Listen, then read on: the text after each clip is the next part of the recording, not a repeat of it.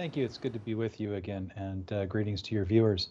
The key takeaways, I think, were that it was a successful convention in terms of doing the two key things that the Democrats needed to do, which is they needed to introduce Kamala Harris to America. She was vice president, but vice presidents really live in the shadow of the president.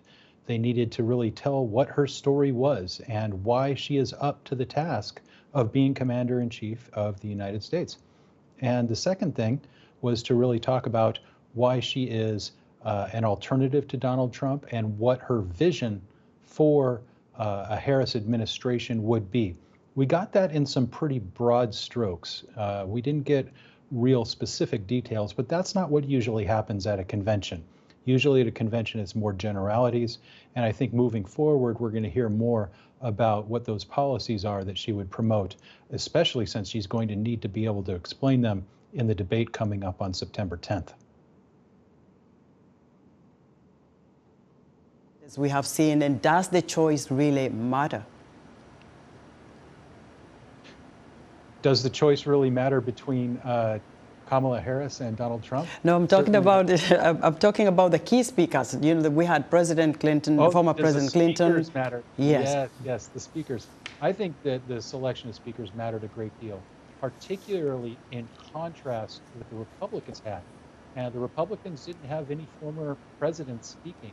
It's just the Donald Trump show at the Republican convention, whereas you have all of the living Democratic presidents speaking, with the exception of Jimmy Carter, who had some of his family members there, which really shows the unity of the Democratic Party moving forward, whereas the Republicans are more fractured. And that can be really important when people look at which party really has their party together.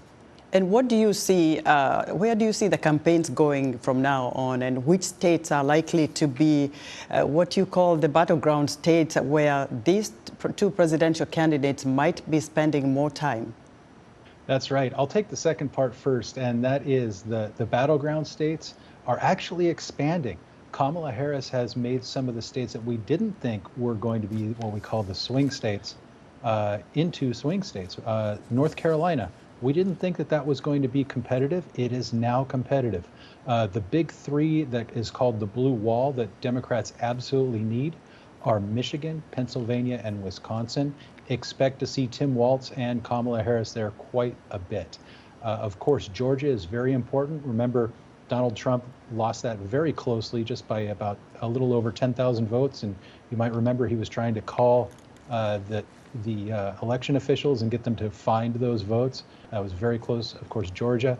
Arizona, like last time, was very close. That will be a swing state this year.